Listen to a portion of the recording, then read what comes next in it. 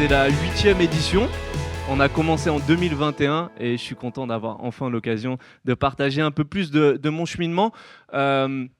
Parfois, les gens vont vous demander mais comment tu es devenu chrétien. Donc, c'est une question qu'on a pu me poser. Et surtout récemment, comment et pourquoi je suis devenu pasteur. Comme j'ai raconté dans une anecdote récemment, je visitais une église avec l'un de mes amis coréens. Donc, j'étais dans son église. Et puis, il n'arrêtait pas de dire aux gens qui passaient, voilà mon ami Nathan, il était dans la finance et maintenant il est pasteur. Et, euh, et ça m'a fait un peu tilt et je me suis dit, ce serait bien de raconter aussi ça un petit peu. Et finalement, j'ai jamais eu l'occasion de trop expliquer mon parcours. L'idée, c'est de raconter ce que Dieu a fait dans ma vie. C'est pas de raconter ma vie, mais c'est de remercier Dieu. Et il est bon de prendre du temps pour remercier Dieu. Et j'ai pris conscience au fil des années de tout ce qu'il m'a accordé vraiment. Et donc, ce matin, c'est dans cet esprit-là que je veux le faire, c'est d'être dans la reconnaissance à Dieu. Et puis, ici ou là, peut-être d'apporter des éléments qui vont vous parler, qui vont vous donner matière à réflexion, vous interpeller. Également, si vous êtes en cheminement spirituel, vous avez peut-être aussi besoin et envie d'entendre mais qu'est-ce que ça change d'être chrétien au fond. Et c'est la raison pour laquelle lorsqu'on entend l'histoire de quelqu'un, ça nous parle. Peut-être il y a certains éléments aussi qui vont entrer en écho avec notre propre vécu. Peut-être mon vécu n'aura rien à voir avec le vôtre. Mais Dieu est présent dans chacune de nos vies, j'en suis persuadé, et c'est ce dont je voudrais parler ce matin. Je vais commencer par dire comment je suis devenu chrétien. Et donc, je vais remonter dans mon enfance pour ça, dire quelques mots sur le foyer où j'ai grandi. Je suis né dans j'ai grandi dans une famille unie, dans laquelle j'ai reçu vraiment l'amour de mes parents. Et donc, j'ai aussi un grand privilège d'avoir eu cette enfance-là. Je suis le deuxième de 4 garçons. Donc nous sommes 4 gars j'ai grandi en région parisienne.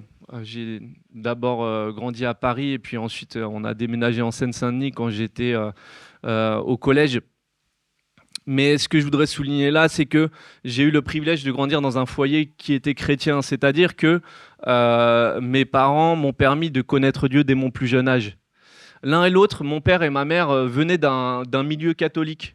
Par exemple, ma maman, 2 de ses oncles sont curés. Alors, ils sont en retraite, ils sont âgés maintenant. Donc, il y avait une forte culture catholique dans la famille de ma maman qui vient de Normandie. Et mon papa aussi a grandi dans un foyer où son père lui-même était de culture catholique. Et ils ont du coup grandi dans ce milieu-là. Ils ont fait leur catéchisme, etc. Ils ont eu chacun leur parcours avec Dieu. Mon père avait vraiment soif de connaître Dieu quand il était jeune et il était un peu désolé que quand il se rendait au catéchisme, en fait, il voyait que les autres copains, ils étaient surtout là pour la rigolade et être entre camarades, mais ils n'avaient pas vraiment envie de connaître Dieu. Et puis, quelquefois, il posait des questions aux prêtres et il n'avait pas vraiment les réponses qu'il recherchait. Il a gardé cette quête spirituelle-là et pour faire la version courte, un dimanche où il assistait à une messe au Sacré-Cœur.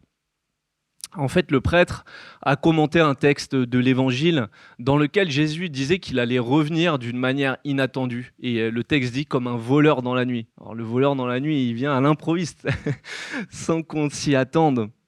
Et ça l'a interpellé. Il est rentré chez lui, il s'est dit, mais si Jésus revient, en fait, est-ce que je suis prêt ? Et ça a déclenché chez lui une volonté de se mettre en règle avec Dieu, de lui confier sa vie ce jour-là. Vraiment, Dieu lui a parlé. Il y a des moments comme ça, clés, qui peuvent arriver où Dieu nous interpelle. C'était le cas de mon père. Ma mère, lorsqu'elle a continué ses études, elle est venue en région parisienne. Et c'est au travers de rencontres avec des amis qui étaient chrétiens qu'elle a pu être mis en contact davantage avec le message de la Bible. Elle a rencontré ces chrétiens qui étaient vraiment ancrés dans la Bible et puis elle est venue à une foi plus personnelle, plus fondée sur ce que disait la Bible, davantage que la culture qu'elle avait connue dans son éducation catholique. Donc, tout ça pour dire que lorsque moi je suis né, mes parents étaient chrétiens, engagés dans une foi vivante. Donc ils fréquentaient une église protestante évangélique sur Paris, dans laquelle aussi moi j'ai grandi. Hein. Au bout d'1 ou 2 semaines, moi le dimanche j'étais à l'église, déjà le dimanche. Et on va dire que dès mon plus jeune âge, à la fois ma présence à l'église, mais simplement mon foyer familial ont fait que Dieu était là dans ma vie. Et avec ma foi d'enfant, j'ai reçu ça naturellement. Et Jésus parle de ça, de la foi d'un enfant. Une foi qui reçoit. Lorsqu'on est un jeune enfant, si mon père ou un adulte me dit quelque chose, naturellement, je vais le croire en fait. J'ai un cœur d'enfant, je prends les choses. Et moi, c'est de cette manière-là que, du coup, dès mon plus jeune âge, Dieu était présent. Je savais que Dieu était là, qu'il m'aimait, qu'il m'avait créé. Parfois, on priait en famille. C'était quelque chose qui avait une réalité concrète. C'était mon environnement. Et du coup, personnellement, je crois pas, j'ai pas de souvenir d'avoir mis en doute à un moment donné l'existence de Dieu, par exemple. C'est quelque chose qui était ancré en moi et que il n'y a pas eu de moment où je suis rentré dans un doute existentiel ou quoi que ce soit. J'aimerais te donner deux focus un peu justement de cette enfance et qui ont aussi contribué à ce que je devienne chrétien. Vous savez, dans la vie, des fois, on parlait de l'influence de gens dans notre vie. Bah, évidemment, mes parents font partie de cette influence. Et j'aimerais dire un mot qui concerne ma maman et des moments clés juste du quotidien, comme je le disais. Des images parfois qui nous restent de notre enfance. Moi, il y a une image qui me restait.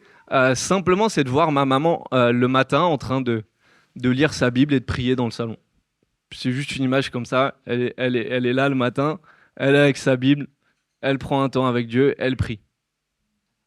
D'autres moments clés, c'était peut-être avant de dormir. On prenait un moment, on allait lire la Bible et prier. Et toutes ces choses-là, bah, c'est vraiment des choses qui m'ont marqué. Vous savez, l'exemple, il parle beaucoup plus que les paroles. Hein. On dit, ça marche pas si on dit « faites ce que je vous dis, mais pas ce que je fais ». Donc moi, c'était une vision cohérente de la foi, en fait, qui était sous mes yeux. Et puis, avec mon papa, je dirais qu'il m'a transmis aussi ce goût pour la Bible et cette connaissance biblique aussi, vraiment, que je pouvais trouver chez lui.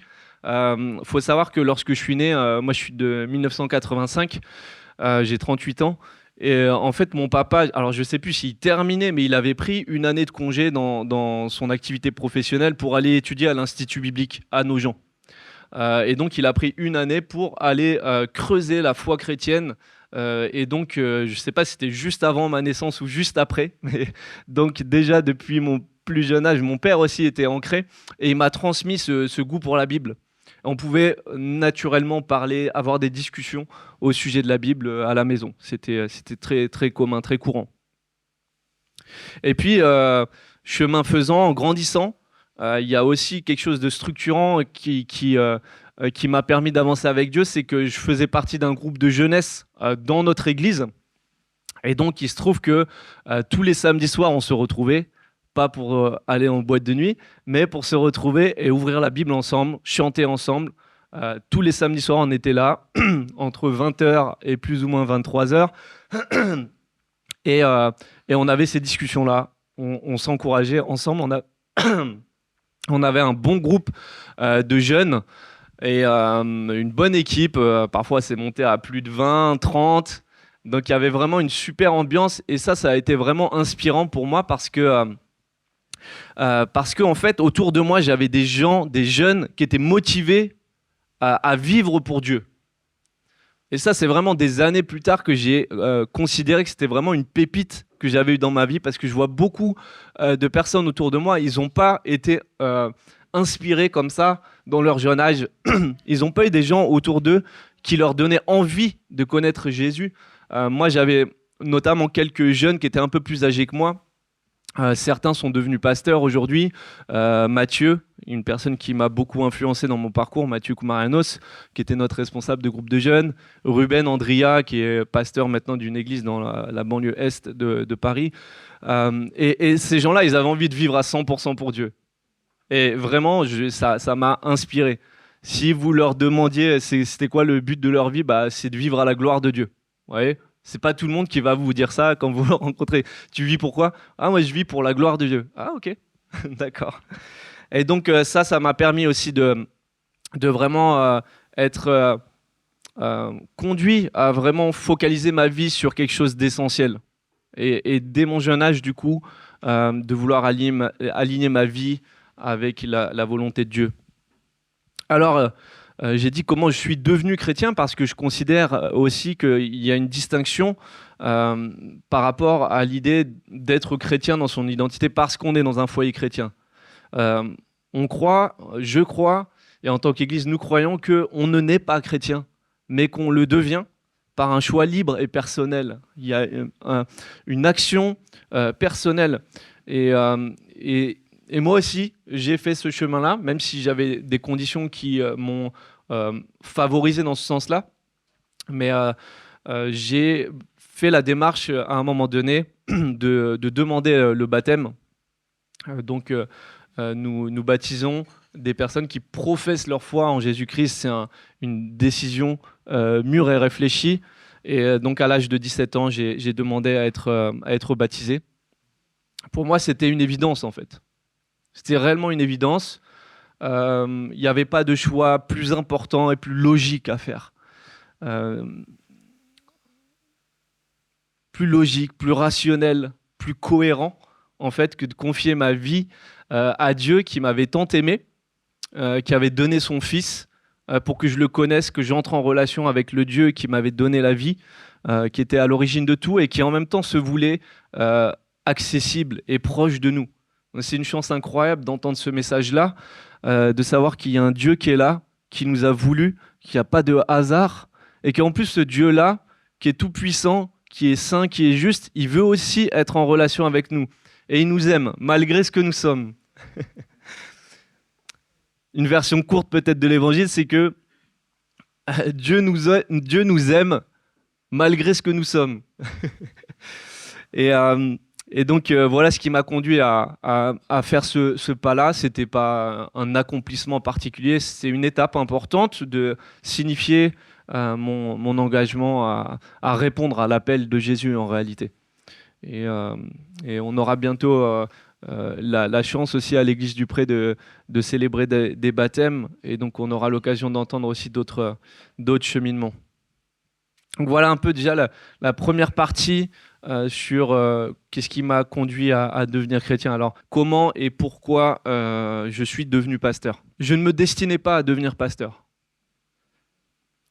Après le bac, j'ai entamé des études en économie et en gestion. Et j'ai rejoint par la suite l'université Paris-Dauphine dans l'ouest parisien pour un cursus qui était en gestion de patrimoine, puis un master en finance d'entreprise. Et donc j'ai passé 5 années d'études. J'étais en parallèle toujours investi dans mon église, notamment comme je dis dans le groupe de jeunes, dans la chorale, dans plein d'activités. Donc c'était pas antagoniste. Durant ces années d'études, Dieu était toujours une partie essentielle de ma vie. On avait même un groupe biblique, d'études bibliques dans la fac où j'étais. Donc c'est moi qui l'ai animé pendant 2-3 ans, les groupes bibliques universitaires. Et donc Dieu a conduit mes pas finalement pour réorienter mon chemin. Et cela ne s'est pas fait du jour au lendemain. Il y a eu plusieurs événements qui m'ont conduit à réamorcer un virage par rapport aux études que j'avais fait et on va dire à la carrière professionnelle qui se présentait devant moi. À la fin de mes études en 2008, j'ai fait un stage dans une banque d'affaires chez Rothschild et c'était donc la fin de mes études, c'était mon stage de fin d'études. Et déjà là, bon, je constatais que, en tout cas, c'était pas le genre de cadre professionnel que je souhaitais pour ma vie. Donc là, je fais un flashback de cette époque-là, mais à ce moment-là, j'avais rencontré Naomi l'année précédente, et donc cette rencontre a changé ma vie. J'ai connu Naomi dans un centre de vacances chrétien, donc je faisais un séjour pendant une semaine pour faire du sport avec d'autres jeunes, et j'ai rencontré Naomi là, et je dirais que c'est la plus belle chose qui me soit arrivée de la connaître,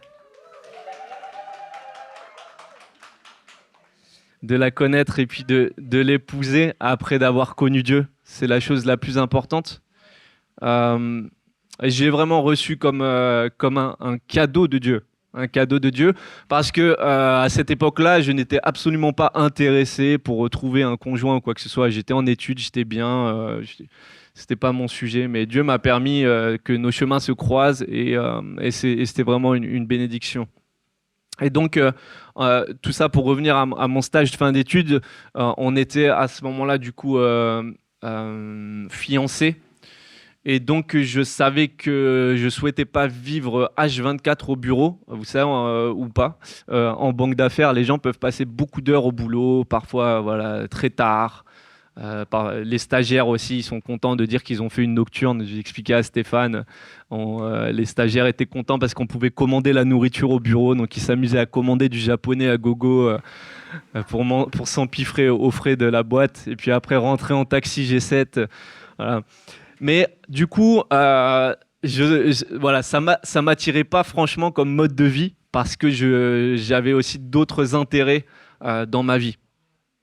Et puis, à la suite justement de mon stage fin d'études, on se retrouve début 2009, et on est en plein moment d'une crise financière. À la fin de 2008, il y a une grosse crise financière qui tombe, une crise bancaire qui s'étend à tout le reste de l'économie. Et par voie de conséquence, je me retrouve vraiment en galère pour trouver un boulot. Parce que, comme je l'ai dit, je ne souhaitais pas rester chez Rothschild, et eux ne comptaient pas m'embaucher non plus. Mais du coup, il fallait que je trouve un boulot. Et c'était un moment assez critique, puisque du coup, on était fiancés avec Naomi. Naomi était étudiante. Entre-temps, elle avait rejoint aussi la fac à Dauphine. Donc, elle était étudiante, et donc je devais trouver un boulot si on voulait bien s'installer ensemble. Il fallait que je trouve aussi, si possible, un CDI pour avoir un logement. Et donc, je me retrouve janvier, février, j'ai pas de boulot. Donc, je suis là tous les jours à balancer des CV, sachant que tous les recrutements sont gelés, puisqu'on est en pleine crise, donc on ne recrute plus. Et c'était une forme de mise à l'épreuve de ma foi. Et indirectement aussi une remise en cause par rapport à toutes les ambitions qui pouvaient être les miennes ou qui pouvaient être véhiculées dans mon environnement. Donc, comme je disais tout à l'heure, j'ai fait un des masters de finance à l'Université Paris-Dauphine, un des meilleurs masters. Et comme dans toutes les écoles ou les meilleures formations, bah, on est tous là à ambitionner d'avoir les meilleurs jobs, les meilleures payes, etc. Et bah là, du coup, par la force des choses, on devait revoir notre copie. Et donc, c'était vraiment une mise à l'épreuve de ma foi. Et je finis par trouver un job. C'est un CDD et c'est pas du tout dans mon secteur d'activité. Et ça, bah, ça me permet de revoir aussi la place d'emblée de la carrière et des ambitions que je suis amené à former. Je vais rester 1 an et demi dans cette boîte.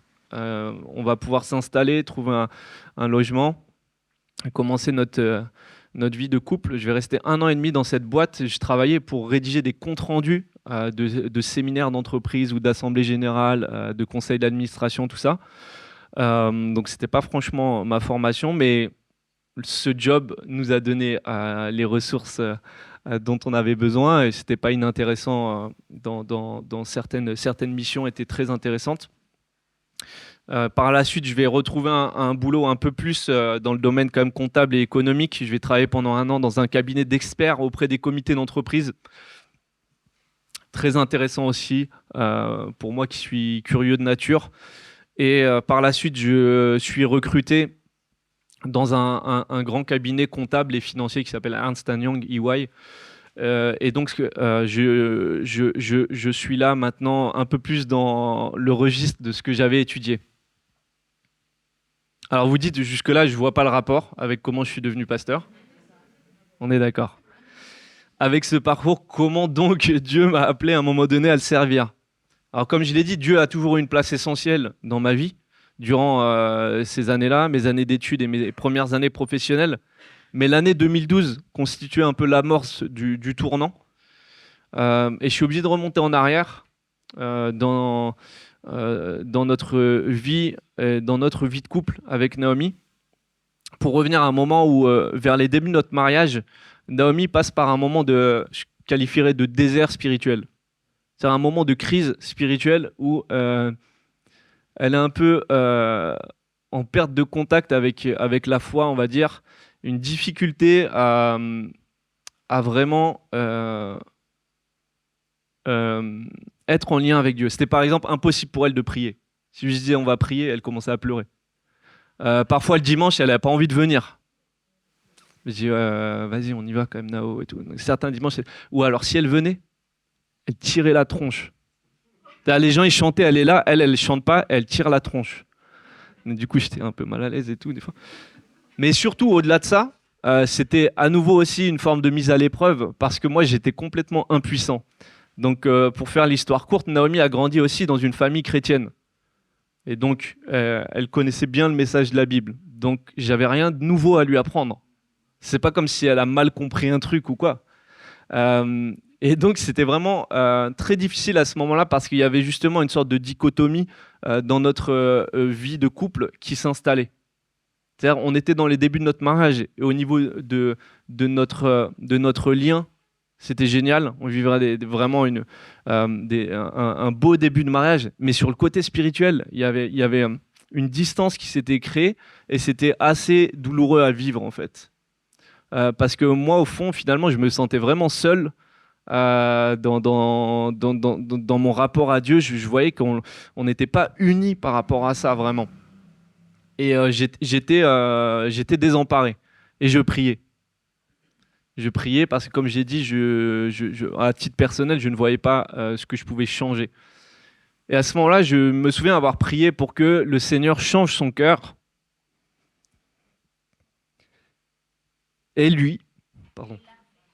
Et il l'a fait. Ça, c'est la version courte. Et il l'a fait. Et je priais que Dieu lui donne un feu pour lui. Je ne sais pas pourquoi j'ai prié comme ça. J'ai dit, Seigneur, permets-lui vraiment de reconnecter avec toi et de lui donner un feu pour toi. Et il l'a fait. Et je le reçois à nouveau comme un cadeau de Dieu. Ça aurait pu être autrement et ça aurait donné autre chose. Ça aurait été difficile, vraiment difficile. Et j'encourage les plus jeunes, pour ceux qui ne sont pas encore en couple ou quoi, de réfléchir vraiment, de partager sa vie avec quelqu'un qui partage le même amour pour Dieu, parce que c'est difficile à vivre. Et voilà, il y a vraiment une grande bénédiction de partager cette même communion, on va dire.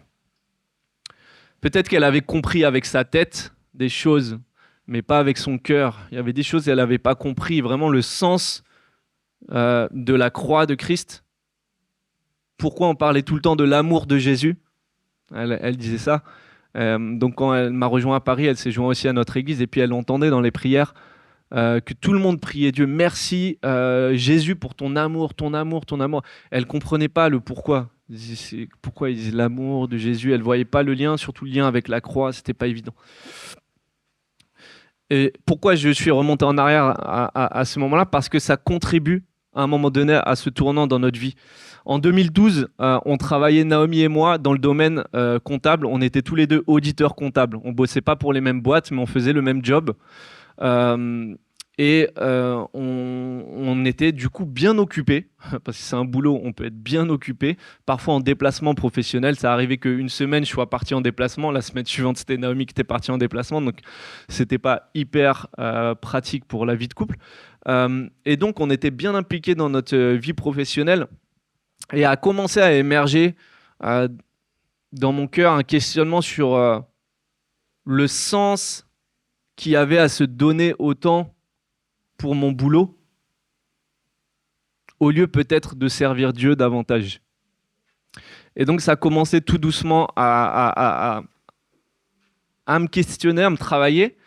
Et à ce moment-là, justement, de notre vie ensemble, Naomi, là, pour le coup, on était vraiment sur la même longueur d'onde. On avait vraiment on va dire, un même cœur pour servir Dieu, pour honorer Dieu dans notre vie. Et à un moment donné, on était vraiment alignés avec une disposition de cœur qui était la suivante. Seigneur, on est disponible pour toi. C'était juste une disposition de cœur, c'est tout. Il n'y avait rien de défini à ce stade.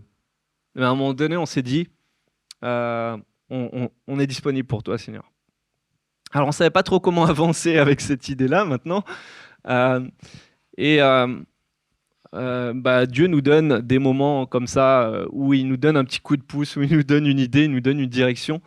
Il se trouve qu'un dimanche, on est parti visiter l'église des Ternes. C'était une église où l'un de mes amis était devenu pasteur entre-temps. J'avais connu Edouard Nelson plusieurs années auparavant, alors que j'étais étudiant à Dauphine, lorsque j'animais ce groupe biblique universitaire. Lui, il travaillait pour la structure nationale des groupes bibliques universitaires et je l'avais connu à cette époque. Lui, il était franco-américain. Il était venu avec sa femme s'installer à Paris pour travailler pour les groupes bibliques universitaires. Et puis, par la suite, il avait implanté une église dans le 17e arrondissement de Paris. Et donc, j'étais curieux de venir visiter son église. C'était rarissime. Tous les dimanches, on était dans notre église. C'était rarissime. Et donc, ce matin-là, on se rend à cette célébration à l'église des Ternes. Et puis, à la fin, je discute avec Edouard et je lui partage tout simplement l'état de voilà, cette disposition de cœur. On s'est dit, voilà, avec Naomi, on réfléchit, on aimerait bien servir Dieu. Bon, on ne sait pas trop comment faire. Peut-être qu'on va partir une année avec une organisation missionnaire, une ONG chrétienne, pour que Dieu nous montre ce qu'il attend de nous. Voilà, on était un peu dans le flou comme ça. Et Edouard me dit, écoute, moi je te prends en stage l'année prochaine. Alors j'étais un peu dubitatif parce que moi je ne me voyais pas devenir pasteur. Et on en discute. Il voulait même prendre Naomi aussi en stage. Il voulait faire une brochette de stagiaires. Et après réflexion, prière, on dit OK. Et donc par rapport à la question qu'on évoquait tout à l'heure sur des personnes clés dans ce que nous sommes aujourd'hui, j'ai mentionné tout à l'heure mes parents, Mathieu, Edouard, c'est aussi une personne qui a beaucoup compté pour moi. Il est malheureusement tragiquement décédé d'un accident en vacances l'été 2020. Et c'était un choc et une tristesse parce que j'ai perdu vraiment un ami proche. Mais Edouard a vraiment marqué aussi un tournant dans ma vie et en particulier sur le fait qu'aujourd'hui je sois là où je suis en tant que pasteur d'une église. Durant cette année, j'ai pris un congé en fait de mon boulot, un congé sans solde pendant une année scolaire pour travailler avec lui comme stagiaire. Donc j'ai dû aller expliquer à ma manager ce que j'allais faire pour demander là mon congé. Et c'est bien passé parce qu'il arrive régulièrement que certains salariés disent qu'ils ont un projet. En général, ils vont faire 1 an le tour du monde ou je sais pas quoi. Et donc je lui ai expliqué que moi c'était un peu d'une autre nature, mais c'est passé et j'ai obtenu des RH cette année libre. Et du coup, pendant 1 an, j'étais stagiaire avec lui. Et donc, j'ai été initié, immergé finalement dans ce que pouvait être le boulot d'un pasteur. Donc, enseigner la Bible lors des célébrations. On avait une célébration dimanche matin, dimanche soir. Et le dimanche après-midi, on a commencé des célébrations à Châtelet, dans le centre de Paris, parce que Edouard, il avait très à cœur qu'il y ait plus d'églises à Paris, et donc il voulait lancer une nouvelle église à Châtelet. Et donc il m'a lancé sur la mission, il m'a dit trouve-nous un lieu de réunion et tout. Donc j'avais trouvé un bistrot qui était sur la place du Châtelet. Donc au début, on se réunissait à l'étage, un peu tranquillement avec une table et tout. Et puis de fil en aiguille, l'église a fait son chemin. Aujourd'hui, c'est l'église Connexion qui est du côté de Châtelet, là. Et bref, j'ai appris plein de trucs cette année-là. J'ai eu l'occasion d'enseigner aussi les enfants. Ça, c'était moins mon dada, c'était compliqué. J'avais un préado, on était dans la cuisine de l'église au sous-sol, et il y en a un, il arrêtait pas de jouer avec le micro-ondes ou je sais pas quoi. Enfin, c'était. Ouais. Et Edouard m'avait dit, t'es en stage. Quand t'es en stage, tu fais pas que des choses que t'as envie. Donc tu vas essayer des trucs, t'as envie, t'as pas envie, t'es stagiaire. On a organisé des événements aussi, des dîners discussions comme ça aussi, où on pouvait inviter des amis sur des grandes questions clés. On a fait ouais, pas mal de trucs durant cette année-là. Et en parallèle, on était impliqué aussi avec les amis de notre église d'origine, qui avaient lancé aussi un cours de gospel. Donc en parallèle, je jouais avec eux. Euh, et donc voilà, je fais une version un peu courte, mais pendant une année, j'ai pu voir sur le terrain de quoi il s'agissait. Je suis vraiment reconnaissant de ça. Parce que ça veut dire que j'ai déjà été sur le terrain avant de me poser des questions, de réorienter complètement ma vie et repartir faire des études ou quoi. J'avais déjà un avant-goût et déjà eu des discussions liées au concret du terrain. Et à l'issue de cette année-là, vraiment, Edouard m'a encouragé à persévérer sur ce chemin-là. Il m'a dit, je vois que tu as vraiment un amour pour les gens, un amour de transmettre la Bible et que ce que tu fais, justement, ça édifie les gens, ça construit leur foi. Donc, je t'encourage à continuer. Et c'est la raison pour laquelle, à l'issue de cette année, j'ai décidé de poursuivre en reprenant des études de théologie, pour approfondir ma formation. Alors vous demandez peut-être qu'est-ce qu'on apprend dans un institut de formation. Je vais vous dire. Il y a Stéphane qui était là hier à la journée portes ouvertes de l'Institut de formation biblique à Nogent, où j'ai fait le début de ma formation durant trois années là-bas. Et voilà en gros ce que ça brosse comme sujet. Déjà à l'Institut biblique, on va étudier de près ou de loin, de manière plus ou moins approfondie, mais tous les livres de la Bible. Il faut savoir que la Bible, c'est une collection de livres en réalité, euh, avec des genres très différents, écrits sur des milliers d'années. Donc, on est immergé dans l'ensemble de la Bible sur les 3 années. On est aussi enseigné sur l'histoire de l'Église. On a 2000 ans d'histoire de l'Église. On a des cours d'éthique, c'est-à-dire de réfléchir comment on vit en tant que chrétien. Donc ça peut toucher à des sujets comme la conjugalité, la sexualité, la fin de vie, l'écologie, la politique, plein de sujets comme ça, et de comprendre quelle est la perspective de la Bible sur ces sujets-là. On est aussi initié aux langues bibliques, puisque les textes bibliques sont écrits en hébreu et en grec, donc on peut apprendre l'hébreu et le grec pour pouvoir regarder le texte biblique d'une manière un peu plus fine. On a des cours dits de doctrine, c'est-à-dire qu'on s'intéresse aux grands thèmes de la foi chrétienne. Donc là, ce n'est pas une approche qui est ciblée sur les livres, mais sur les thèmes. Et donc sur un thème donné, par exemple, qui est Jésus-Christ, donc on parle d'un cours de Christologie. On va traverser toute la Bible pour découvrir qui est Christ, qui est le Saint-Esprit, le salut, la fin des temps, voilà, plein d'approches thématiques. Et puis après, on a des enseignements plus pratiques, être initié à l'accompagnement pastoral, si on fait la majeure, on va dire, pastorale, l'accompagnement pastoral, apprendre à interpréter la Bible et à prêcher la Bible. On a aussi des ateliers pratiques pour cela. On a aussi des introductions aux autres religions et aux sectes, etc. C'est une formation très riche et très dense qui donne un socle vraiment important. Par la suite, j'ai continué aussi mes études à la faculté de théologie en master pour poursuivre mon parcours. Donc en parallèle, durant ces années-là, on était impliqués comme équipiers dans cette implantation d'église avec du coup un groupe d'amis conduit par Mathieu Koumarianos. On a commencé une nouvelle église qui s'appelait My Gospel Church. On était une quinzaine au début, avec ce désir en fait de faire connaître l'évangile à des personnes qui n'avaient peut-être pas l'habitude d'aller à l'église. Donc c'était vraiment dans l'ADN de cette église. Donc c'était une église qui sortait un peu des sentiers battus par certains aspects. Et ça a été hyper riche d'enseignements, On a vu pas mal de personnes faire un chemin spirituel vers Dieu, pas mal de gens qu'on avait connus dans notre cours de gospel aussi, dont certains sont devenus du coup des frères et sœurs dans la foi, des amis. Pour ceux qui étaient peut-être au concert la semaine dernière, par exemple, Pascal qui était à la guitare électrique, je l'ai connu lors d'un week-end gospel. Et c'était le début de on va dire, une sorte de reconnexion avec Dieu. Et par la suite, il s'est vraiment tourné vers lui, il s'est fait baptiser à My Gospel Church. Et voilà, donc on a eu cette expérience-là. Et, euh, et du coup, on a aussi embarqué cet ADN, Naomi et moi, dans nos convictions et dans ce que nous voulons vivre aujourd'hui. Donc, peut-être vous poser la question de comment savoir ce que Dieu attend de moi. Comme j'ai dit,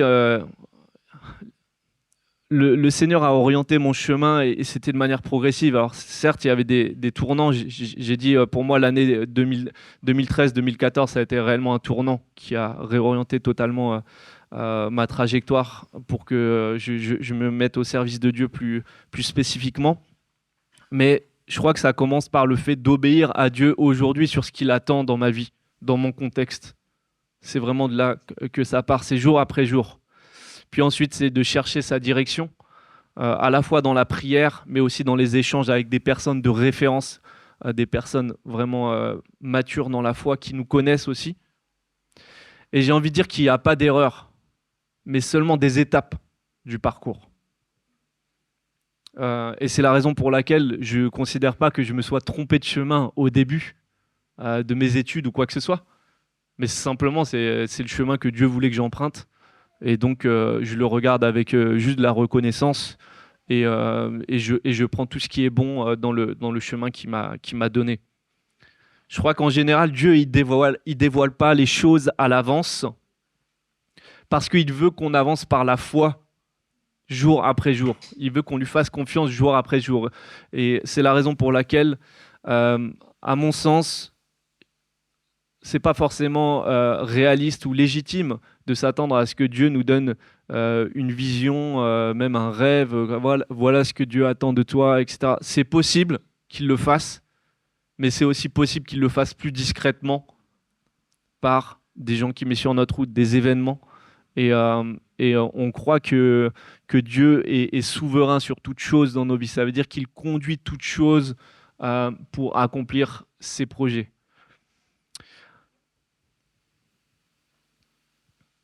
À l'issue de mes études de théologie, il y a eu ce moment où, avec Naomi, on a pris la décision aussi de quitter l'église locale où on était, à My Gospel Church, pour se mettre au service de Dieu dans un nouveau lieu. Et donc, dans la prière et dans la réflexion avec les responsables de notre union d'église, notre fédération d'église, on est arrivé à l'église du Pré-Saint-Gervais à la fin de l'année 2019. Au début pour une année de stage et de transition avec l'ancien pasteur Jonathan et pour s'impliquer ensuite ici dans l'idée de voir l'Église grandir, revitaliser et de garder cette ouverture pour faire que l'Église soit source de bénédiction pour tous ceux qui l'entourent.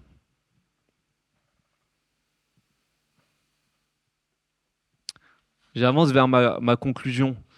En janvier 2014, j'étais dans cette année de stage pastoral avec Édouard. Et au mois de janvier, on faisait un bilan de mi-parcours dans notre stage. Il y avait d'autres stagiaires qui étaient dans d'autres églises ou qui étaient au GBU. Et on faisait un bilan. Et on avait une question qui nous avait été posée à ce moment-là. C'est où vous voyez-vous dans 10 ans ? Vous savez, même ça, au niveau RH, des fois, on vous pose la question dans votre bilan annuel ou autre, ou je sais pas, un bilan de compétences, j'en sais rien. Où vous voyez-vous dans 10 ans ? Alors, je trouve ça vraiment ambitieux de poser ça comme question, parce que je trouve que dans 10 ans, j'en sais rien du tout. Et donc, c'est certainement ce que je me suis dit à l'époque. Genre de questions qui m'embêtent. Comment veux-tu que je sache ? Mais on devait quand même écrire quelque chose. Donc... Et du coup, dans un sens, c'est un peu comme si on devait mettre par écrit un peu le rêve que Dieu mettait sur notre cœur. C'est une autre manière de le dire. Et moi, j'avais écrit quelque chose, je ne me souviens pas exactement des termes, je ne saurais pas retrouver le papier. Mais il y avait 2 éléments clés. Le premier, c'était de vouloir transmettre la Bible aux autres et d'honorer Dieu par la musique. Et devinez quoi? C'est ce que je fais 10 ans plus tard. Et je suis vraiment reconnaissant à Dieu pour ça. Je suis vraiment heureux parce que je vois vraiment comment il a conduit toutes choses. Comme je vous ai dit, dans ce cheminement-là, où pendant des années, moi, je ne me projetais pas du tout d'être pasteur. Alors, chaque pasteur est pasteur à sa manière, à des points forts, des points où il est moins fort. Mais en tout cas, je constate, en regardant dans le rétroviseur, la fidélité de Dieu et sur le fait qu'il dirige nos pas lorsqu'on s'attend à lui et qu'on lui obéit. C'est pour ça que j'ai dit, en fait, quand on veut s'attendre à Dieu et lui demander son chemin, il faut commencer par obéir aujourd'hui. Et si Dieu vous met quelque chose à cœur, il faut agir en fonction. Il faut obéir, il faut se soumettre à lui. Et le Seigneur va nous guider. Alors les années passent vite. Et donc soyons à l'écoute de ce que Dieu veut pour notre vie à chacun. Et ne manquons pas de répondre à son appel. Et j'aimerais terminer pour cela par 2 versets. Un verset tiré de l'Évangile selon Luc, où il est dit « Le Seigneur, Jésus, choisit encore 72 autres disciples et les envoya 2 par 2 pour le précéder dans toutes les villes et les localités où il devait se rendre. Et il leur disait, la moisson est abondante, mais les ouvriers peu nombreux. Priez donc le Seigneur à qui appartient la moisson d'envoyer des ouvriers pour moissonner. » Et donc, je te pose la question ce matin, et si Dieu t'appelait à le servir comme ouvrier dans sa moisson? Est-ce que tu as déjà considéré cette question-là personnellement? J'aimerais ajouter que tout le monde n'est pas nécessairement appelé à servir Dieu dans un service particulier, comme celui de pasteur ou de missionnaire ou d'évangéliste, un ministère particulier, comme on dit.